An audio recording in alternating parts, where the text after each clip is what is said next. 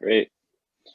All right. Thanks everyone for joining. I'm Ian. I'm one of the directors of design on QMind, and I'm here to give an introduction to reinforcement learning. So some of the things I'll be talking about today, kind of what is reinforcement learning, MDPs, a few definitions within reinforcement learning. I'll go through some examples and how to model those problems as MDPs. I'll talk about the multi-arm bandit problem, Q-learning, and a little bit about my Capstone project. So I'll start with where I learned all this. This is kind of everything I've learned in the past year-ish. So when COVID started, I started going through some lectures by this guy named David Silver. He works at DeepMind, and he was one of the people behind AlphaGo and that team. And he made a series of lectures about an introduction to reinforcement learning. And I believe he was a student of Richard Sutton, who is, I'm pretty sure on Wikipedia, it says he's the godfather of reinforcement learning. Him and Andrew Barto wrote a textbook that is very informative, and I've been going through this year for school. I also did a little bit of playing around in OpenAI Gym in this kind of environment where they build environments for you to play around with and test reinforcement learning models. And also I've learned a lot this year through my Capstone project. So there's 3 different types of machine learning. Lots of people are pretty familiar with supervised learning and unsupervised learning. I find that less people are aware of reinforcement learning and kind of understand how that works. So supervised learning is learning to assign labels to data from labeled examples. Unsupervised learning is discovering hidden structure within unlabeled data. And reinforcement learning is learning what actions to take in certain situations by experimentally interacting with the environment. So what I'll do is I'll kind of define a few things and go a little bit more into what that actually means. So I'll start with defining Markov chains, because they're pretty important when talking about reinforcement learning. So Markov chain essentially is a process where the probability of transitioning from one state to another is only dependent on the previous state. So kind of what that means is here's an example, you have 3 states. Let's say a student is either studying, sleeping, or eating. And what they do next is dependent only on what they're doing right now. So if a student is studying, there's a 50% chance after that they go to sleep, and there's a 50% chance after that they go to eat. If they go to eat, after they're done eating, a 40% chance they go to sleep, 60% chance they go back to study. And sleeping, there's a 30% chance they go back to sleep again, and a 70% chance they go to study. Notice that if you're sleeping, it doesn't matter if you just ate or if you just studied, you still have the same probability of going to the next state. So that's kind of what a Markov chain is. And we can build upon Markov chains. So we have a Markov reward process, which is essentially a Markov chain with rewards assigned to each transition. So when you move from studying to sleeping, you might get a reward of 3. Or if you're sleeping and you go back to sleep, you might get a reward of -5. So a Markov reward process is when you assign these rewards to the transitions. And now a Markov decision process, which is what we care about, is when you have these actions and your transitions depend on what actions are chosen and the previous state. So if you're studying, you have 2 options. You can go for a run or you can not go for a run. If you go for a run, then there's a 100% chance you eat and you'll receive a 3 reward for that. If you don't go for a run, there's 20% chance you go back to studying and an 80% chance you go to sleep.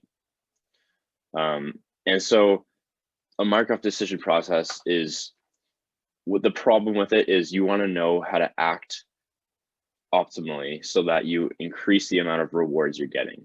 So I don't know, is it better to go for a run or not go for a run? How will that change what rewards I get in the future?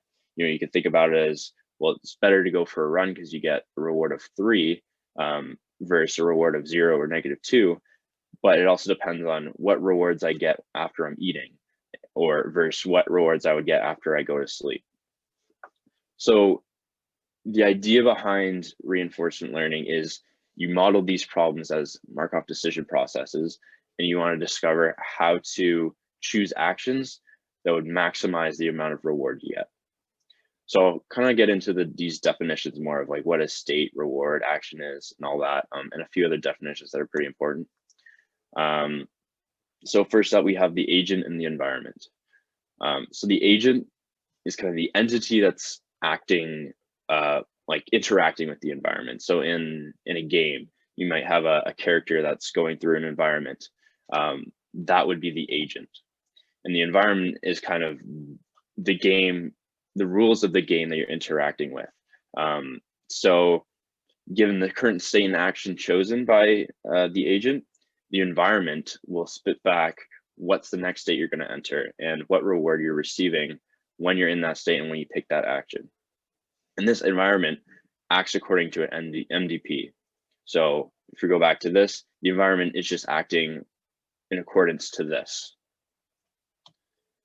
So this diagram is pretty popular and it's shown when explaining reinforcement learning.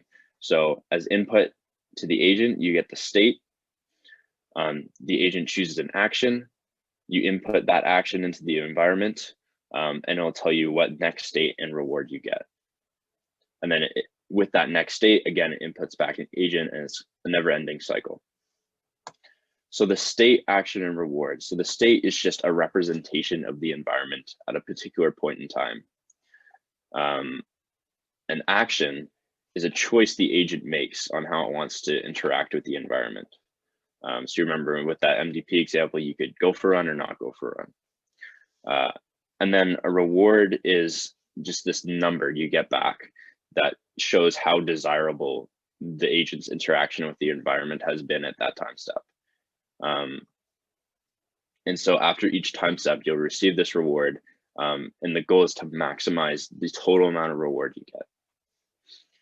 A policy is kind of a function that determines what action the agent should take in each state. So you input a state, and the policy tells you what action to take. The policy, you can have like good policies and bad policies. Some policies will maximize the amount of reward you get. Some of them, you can have a random policy, which just selects a random action. And so the idea is you want to find the best policy. Value functions. So there's two types. There's a state value function, which is often when someone says value function, what they're referring to. And that estimates the expected total amount of future reward that the agent will receive after being in a particular state. It's not just the immediate reward they get, but the future reward. So adding all the rewards they get from that state onwards, if they're acting in accordance to a particular policy. So the value function is dependent on the policy that you're following. An action value function is very similar, but instead of estimating the total amount of reward you're getting after a certain state, you're estimating the total amount of reward you get after being in a state and taking a particular action. And action value functions, also called Q value functions, will be really important when we talk about Q learning later on. So now we have those kind of definitions down. I just want to reiterate what the goal is. So you want to learn the policy that the agent should follow. So again, kind of what actions the agent should take in certain states. So what policy they should follow to maximize the total amount of reward the agent will receive. And now I'm going to kind of talk about examples. So we define all these different things. We'll bring up a few examples, and we'll talk about what the state, actions, and rewards are, so we can model these problems as MDPs and see how we will solve them using reinforcement learning. So first is Flappy Bird. So for those who aren't familiar with the game, it was an iPhone game where you just tap, and when you tap, the bird will kind of jump up. And while you're doing that, the environment is constantly moving, and your bird's kind of flying through these pipes, and you want to get it as far as you can. And the number of pipes you get through increases your score. So what would be the state in this instance? If anyone wants to kind of speak up and guess as what the state would be, feel free. I'll give you a few seconds.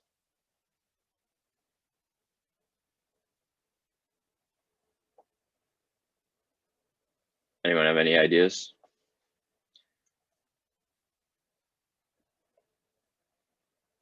I don't want to like leave you hanging here, so I'll guess.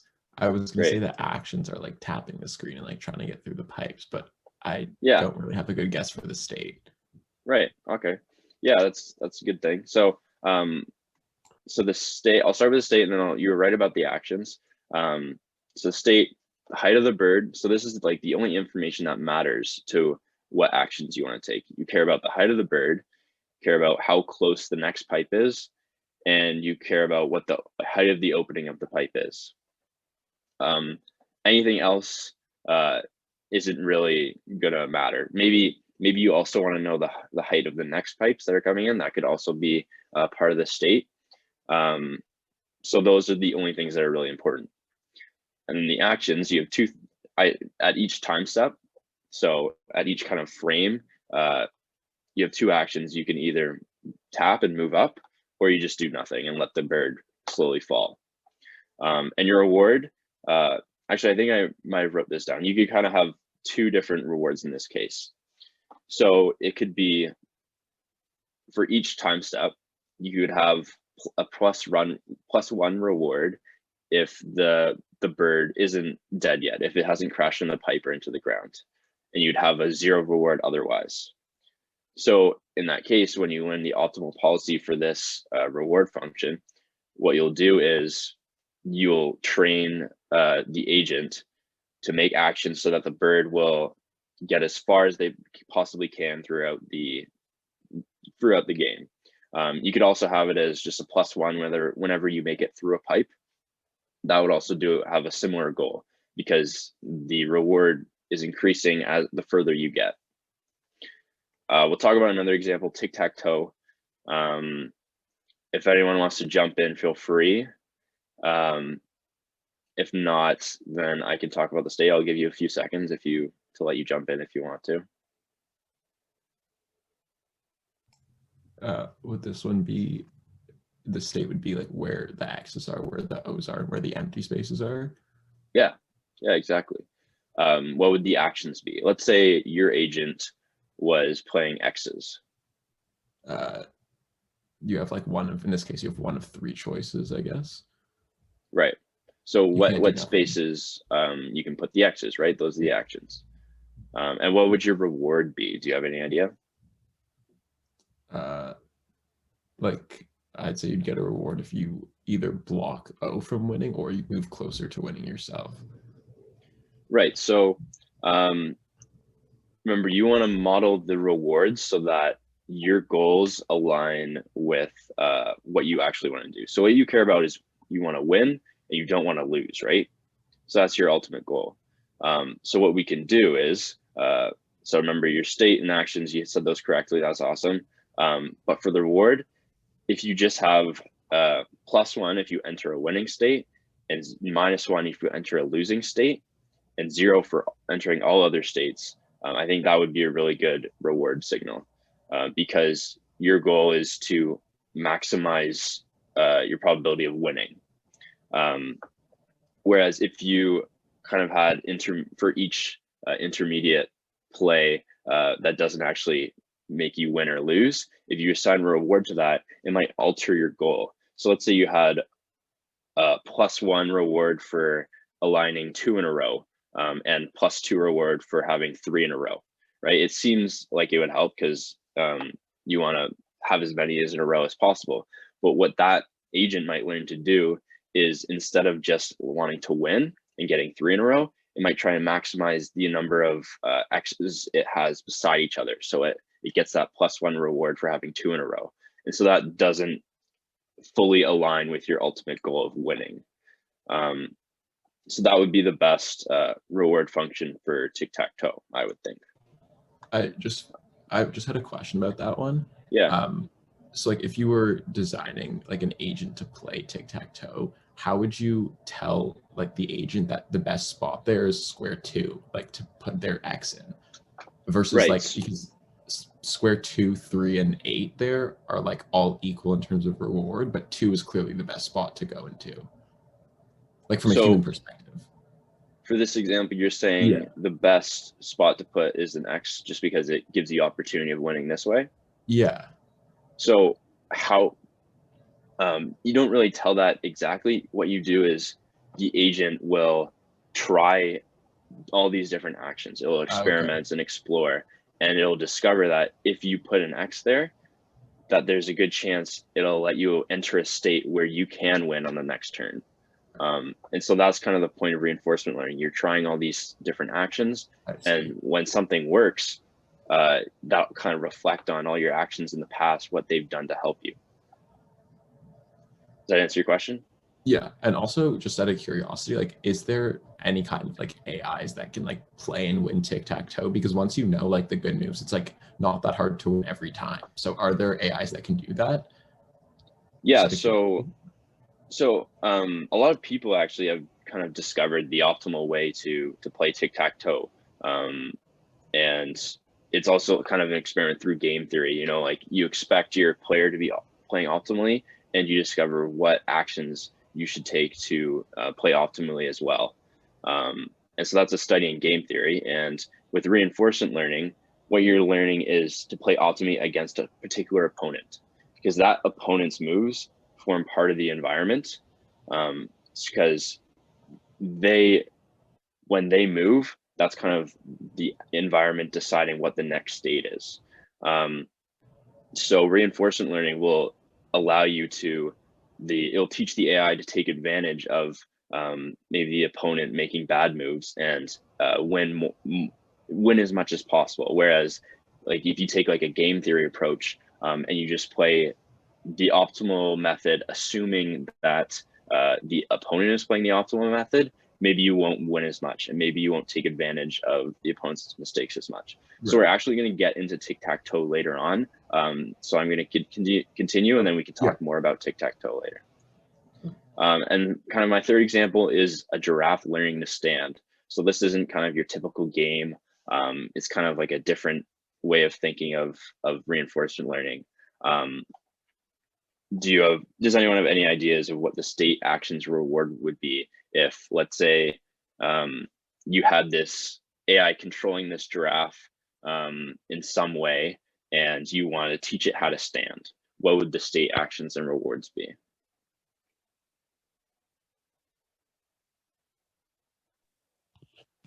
Would the states have something to do about the information of like the legs, for example? So like kind of what position it's in, and then the actions themselves are like how the legs are actually moving, kind of thing.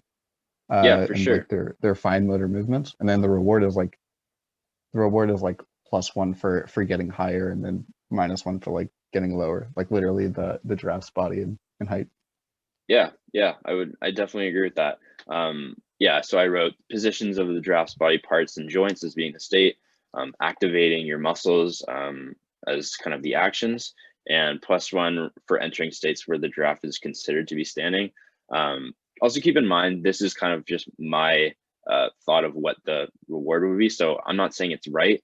I'm just saying that was just my thought process. So there might be multiple answers for this. Yeah, great. So now that we've kind of gone through a few examples and we're able to model kind of problems as MDPs, we'll start talking about how do you actually solve these reinforcement learning problems. And so start with this multi-armed bandit problem. And I'll explain why this problem is kind of special in a moment. But first, I'll kind of give you an example of what a multi-armed bandit problem is. So let's say you walk into a casino and there's 5 slot machines. They cost $1 to use, and each one has their own probability distribution of the winnings that you'll get from playing with them. So you'll see kind of these graphs down here. They're showing if the x-axis is the amount of winnings, it shows the probability distribution for each one. So it looks like the 5th one has the highest mean, and maybe the 4th is the second highest. And so if you wanted to, so our goal is to maximize our winnings from using these slot machines. So we don't know what their probability distributions are. What we want to do is kind of test them and see which one is actually acting the best. And with our money, we want to make sure we're using the ones that are best. So this is kind of an interesting problem because you don't have time to just experiment and then learn, like you can estimate the means, and then later on after that, we can pick which one has the best. We want to make sure we're picking the good slot machine close to the beginning, so that we're not wasting our time experimenting with, let's say, slot machine 2, which has a pretty low mean. So what we'll do is we're going to use the upper confidence bound algorithm to solve this problem. So what that is we're going to keep track of two things for each slot machine: the average winnings that we receive from that slot machine and the number of times that slot machine was used. So in this graph here, we'll start our mean at, I don't know, some value, maybe at $1, because each one costs $1. And so that will be our dotted red lines there. The blue, purple, pink, those lines, those represent the actual means of the slot machine. So we don't know those though.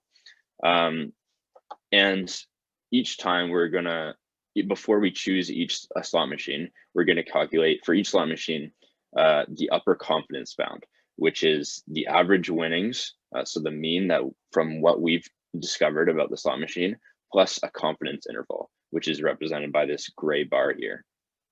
So the confidence interval, you can calculate it using this formula here, some constant times the square root of ln of the number of time steps over the number of times you've used that slot machine. But essentially what that formula does is the confidence interval will start large because you're not very confident on the actual value. And every time you use it, the confidence interval will get smaller and smaller because you're more confident of what that actual mean is.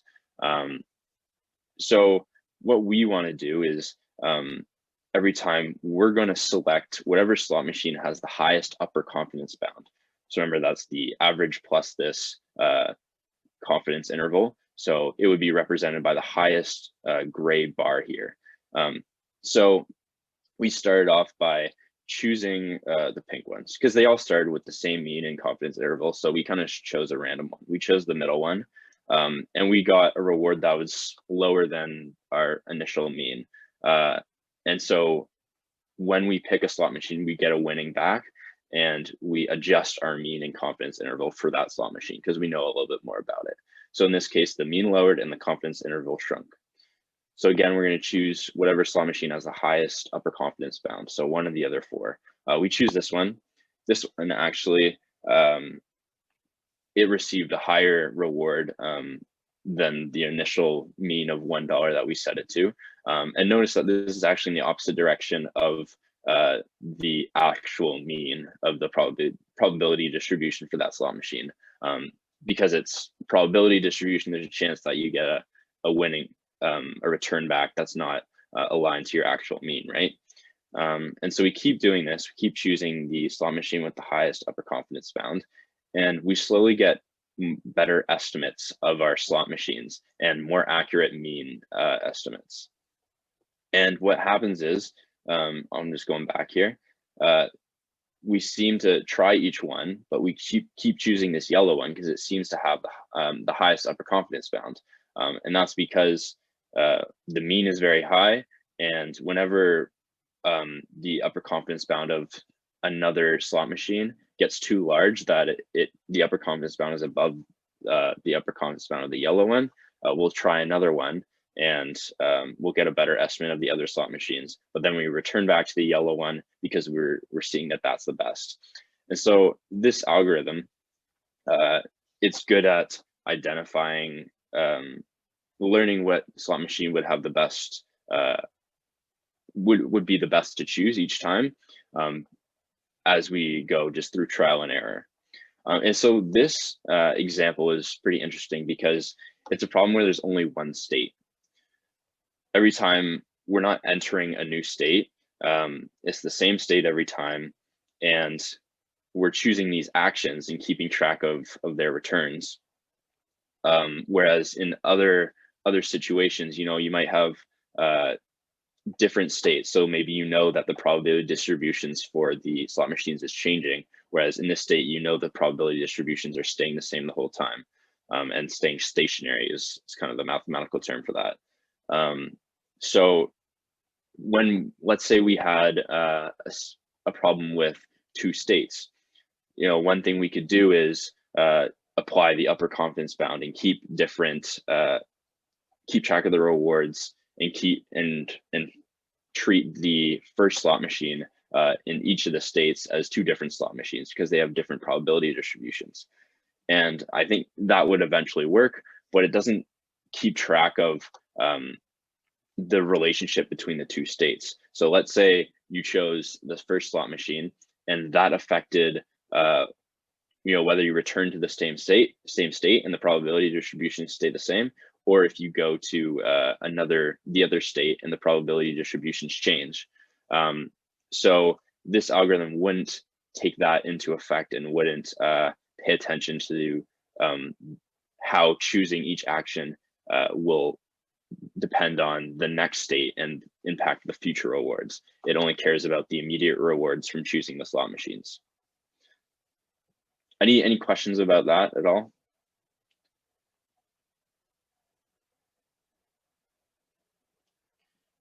Great. If you have questions about it, you can just stop me and ask me about it, and we'll go back to this. But I'll move on to Q-learning. So Q-learning is probably the most popular reinforcement learning algorithm. It's very popular and used in quite a lot of things, and it's also very effective. So we'll be going through how it works, and also I'll walk you through applying Q-learning to tic-tac-toe. So first we got to talk about the Q table. So it's this matrix where it has the same number of rows as the total number of states for the problem. And it has the same number of columns as the total number of actions for the problem. So each row corresponds to a certain state, each action corresponds to a certain column.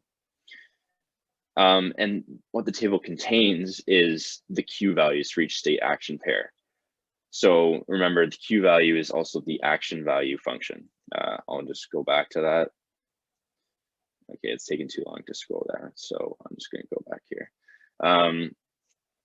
So it contains estimates of the Q value functions for each state action pair. So for each state and each action, let's say state 1, action 2, the Q value is the expected total future reward when in that state or operating by an optimal policy. So the best policy to maximize future rewards after taking that action in that state. So after taking action 2 in state 1. So I'll repeat that just to kind of firm that into your mind. So in this first row, or I guess row 1, action 2, this value represents the total future reward when you're acting according to the best policy possible after taking action 2 in state 1. So basically it's an evaluation of how good taking that action in that state is. So if you had kind of the perfect Q table where it has good estimates of the actual Q values, you would want to pick whatever action had the highest Q value, because that's telling you this action will give you the highest expected reward from now on. Okay, so essentially this table, it starts off with arbitrary values. You can just initialize it like all zeros or something like that.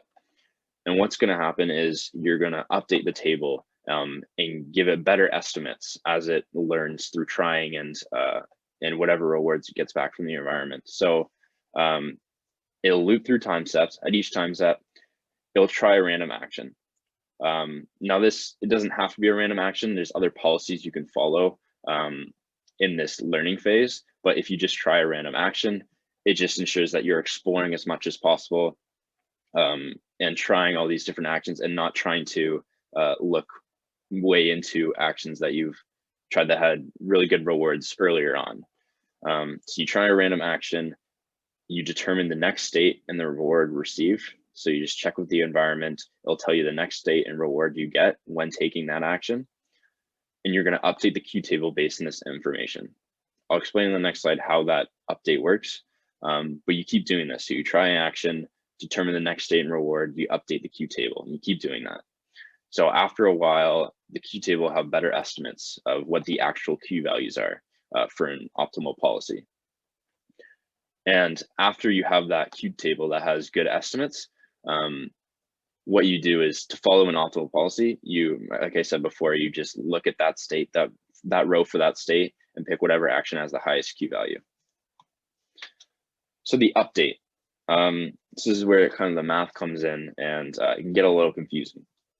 So this queue value, you update it by having the old value, so the original queue value in that table, plus this learning rate times, in this brackets, the immediate reward you get, plus some discount factor times the maximum queue value for the next state you enter. So when you calculate that next state you're entering, when you're taking that action, you'll look at that state, the row for that state, and see whatever the best action is to take, and whatever queue value is, that's the one you use. And then you subtract the old value. So this is kind of confusing, and what I like to do is simplify this by setting the learning rate to 1 and discount factor to 1. And so what this equation becomes is, this becomes these values, so this left value and this value will cancel out because the learning rate is 1, and you'll be left with the reward. This is an arrow, by the way, not a minus sign. The reward plus the maximum queue value for the next state. So what that intuitively means is, for the state you're in, your expected future reward is the immediate reward you get plus the maximum the total expected reward if you take the best action possible. So again, that's the immediate reward plus the total expected reward if you take the best action possible. And what that means is the reward you just got plus the rewards you get if you acted optimally. So if you set these learning rates to that, it kind of makes a little bit more sense, because if you're in some state and you take some action, your expected reward is the reward you just got plus the expected reward for that next state. Sorry if I'm repeating myself. I'm just trying to make things pretty clear and kind of add repetition so it kind of gets into your brain. So these learning parameters, I'm not going to get too much into them, but essentially what they mean is their values between 0 and 1. If the learning rate is 0, that means the agent learns nothing. So if this value is 0, this whole bracket goes out the window, and you just updating this value with its old value. So that it means the agent will learn nothing, and it will stay as whatever the original initial values were.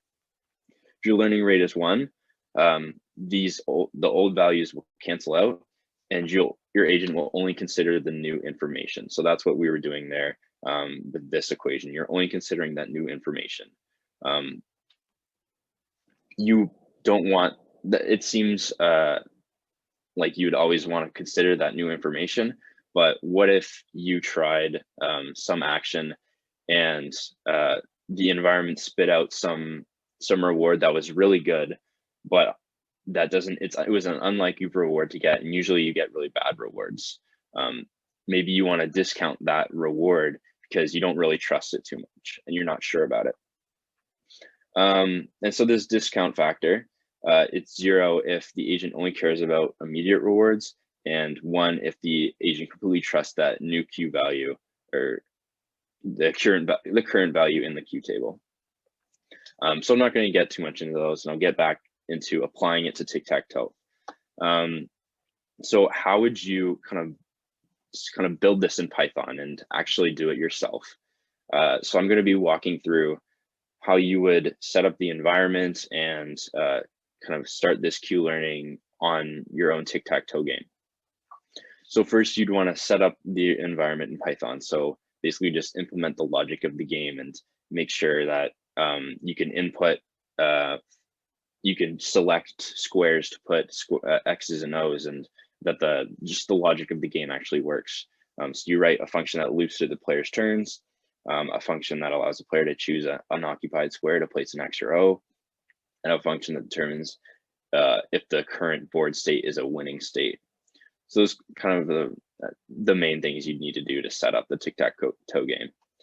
Next thing you want to do, you won't probably want to test it with a random policy. So you want to maybe try playing the game as if you're just choosing random spots and just make sure the environment is actually working and doing what it's supposed to do. Next, what you might want to do is write a function for the opponent's policy.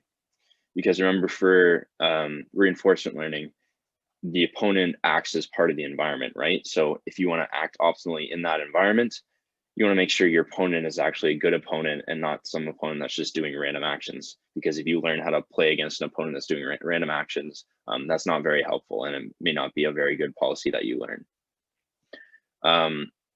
So kind of using your tic-tac-toe knowledge, you would just maybe write a hard-coded policy, like if there's two O's or two X's in a row or column or diagonal, you just place a O at the end of that row, column, or diagonal to either stop the opponent from winning or to win yourself.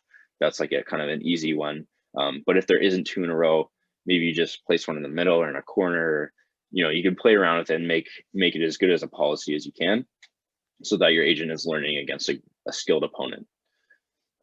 Next, after that, what you'd want to do is enumerate the states. So for each state, you want to somehow assign a number to it, so you can correspond it to a row in the Q table. So one way to do that is you represent X's as ones, O's as twos, and an empty space as a 0.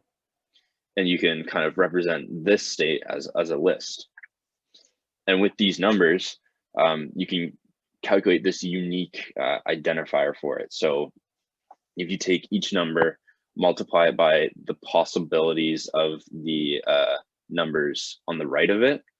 So for this, there is 3 to the 8 possibilities for the last 8 spots. And so you do 1 times 3 to the 8 plus 2 times 3 to 7, and so on.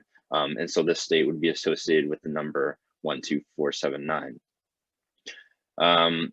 And so if you do that, you would have 19,000 total board states for your enumeration.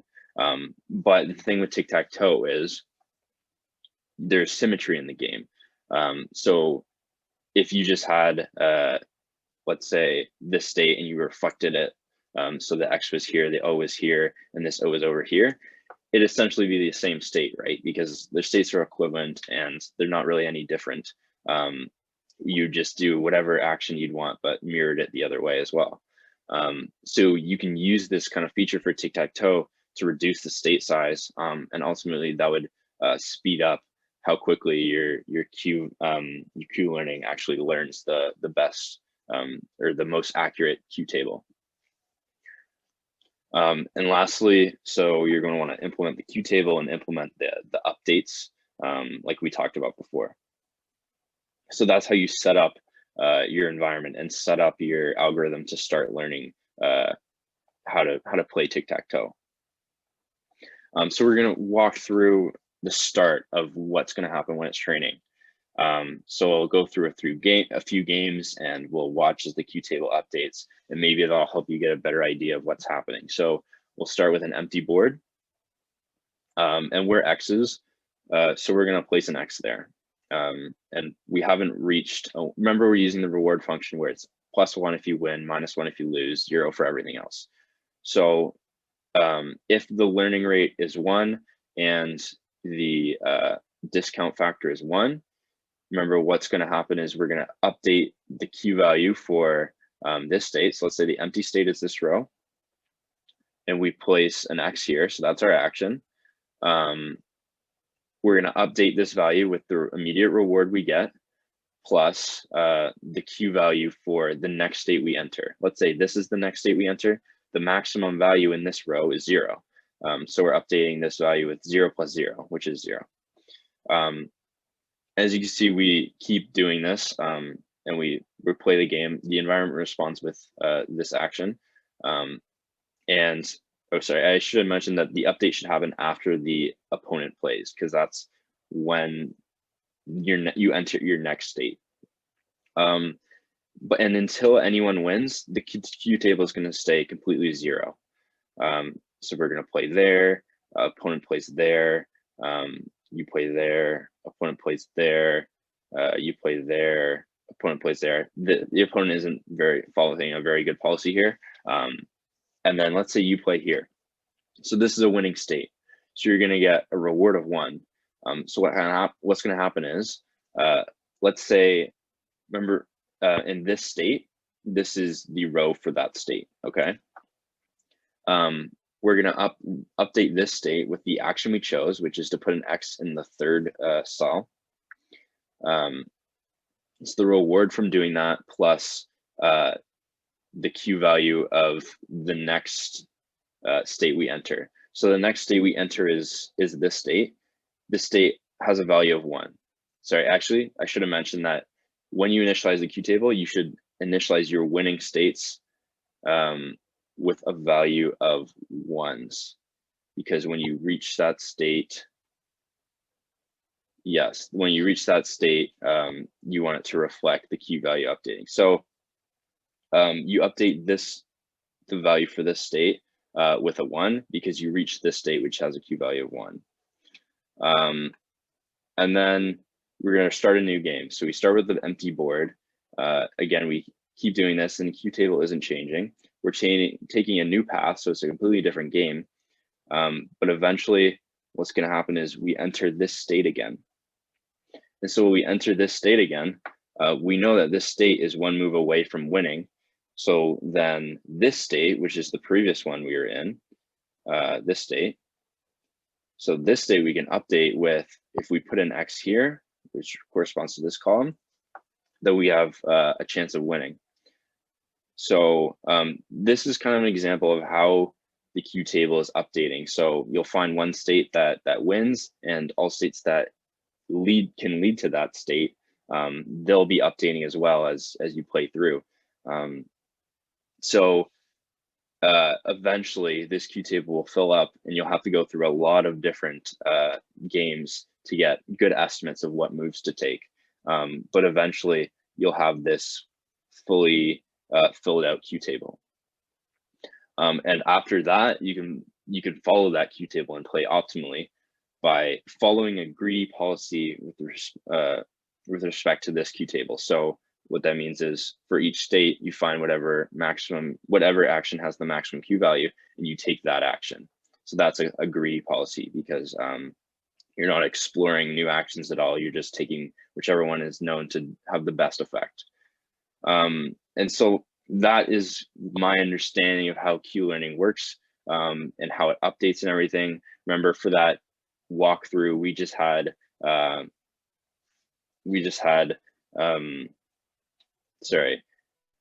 we had a learning rate of 1 and a discount factor of 1. So you'd get different values if you changed that learning rate parameter and the discount factor. So that's tic-tac-toe and how you'd use Q learning to learn the best way to play against another opponent. Now, there's different ways to do this. Maybe you have the opponent using a learning policy as well. I believe that's called self-play, where you're playing, the learning agent is playing against an identical learning agent, and they're both learning at the same time. So you can look into all these different ways to use reinforcement learning in games. There's lots of different effects, but this is kind of a simple Q learning example. And so one thing I've been doing this year for school, actually, one of my courses, we've been working on using reinforcement learning to control Amazon's robots in their warehouses. So I'll talk a little bit about that and how this is actually applicable in school.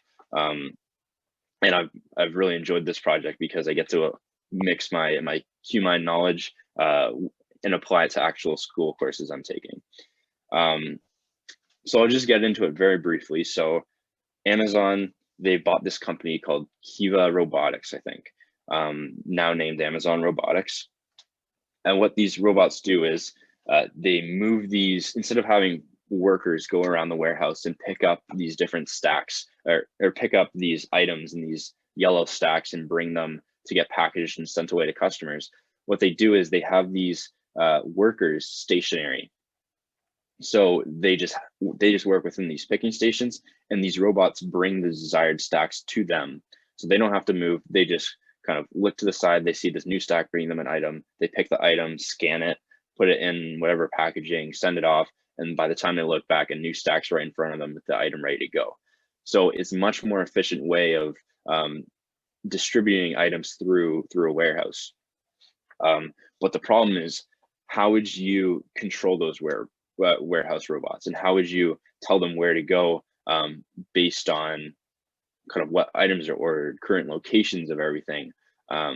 So what we've been doing is trying to use Q learning to teach these robots the optimal policy that they should act. So what we've done is simplified the environment quite a bit. So instead of having this big warehouse with all these different items, we've shrunk down the size of the warehouse to a 4x6 grid.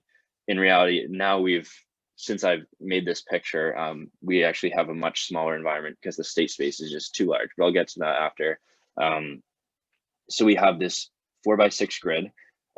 These orange spots represent one of the inventory stacks, so these yellow stacks.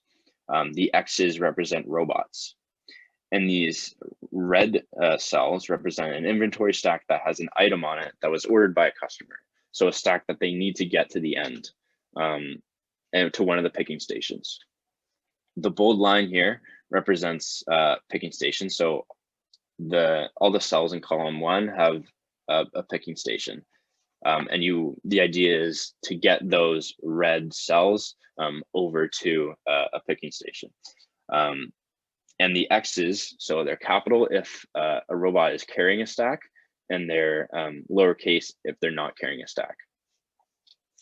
So we spent a long time in Python just implementing the logic of the environment. So we create all these classes for the agent and the state and the actions. And we had to create all these functions that with this state, we calculate this new, we pick an action and the function will calculate the next state it enters. And so we implemented all the logic for it, just like I was talking about, to do for tic-tac-toe. And now we've moved on to the Q learning algorithm. Unfortunately, I wasn't able to get that finished for this talk, but that's the goal for the end of the term is to have this Q learning algorithm figure out the optimal policy for these robots to follow. And so that's just an example of how reinforcement learning is used in school, and it isn't just kind of this extracurricular thing I've been learning about. It's actually helped me quite a lot in school. And so I'm going to take you back just to what I've been doing to learn, so you guys can learn on your own and do whatever discovery you want. So again, the textbook, you could download it online. If you just search that, it'll come up. And it really gives a good explanation of everything. I've only gone through the first 6 chapters. Part of our Capstone project, our supervisor has just had us going through each chapter, kind of like 2 chapters each week. And then we discuss it. And I've learned a lot through that. But also these lectures by David Silver, they're kind of a bit of a summary of the textbook, and they'd be good to watch too. They're just on YouTube. You can Google them and they'll come up. And also, if you're just more of a person who just wants to play around, not worry about building your own environment, and just try maybe one of these sample problems that already have the environment built, you can go to OpenAI Gym and just play around with that. And lastly, I really highly recommend making your own environment and working and building your own Q learning algorithm, not having a library to do it for you. I found that I've learned a lot through that as well, and it's been really helpful. So thank you guys for listening. I really appreciate it. That's all I have for today. But I hope you guys learned a lot about reinforcement learning, and it's got you interested in how to get into the field and learn on your own. And if you have any questions, if you kind of are doing your own research and you're really interested, please reach out to me. I'd be happy to talk to you about it. Also wanted to say everything in this lecture is just kind of my understanding. And I'm not saying it's right or wrong. That's just kind of me trying to explain my knowledge to you. So don't hold me accountable if I'm wrong on anything here. Thanks, guys.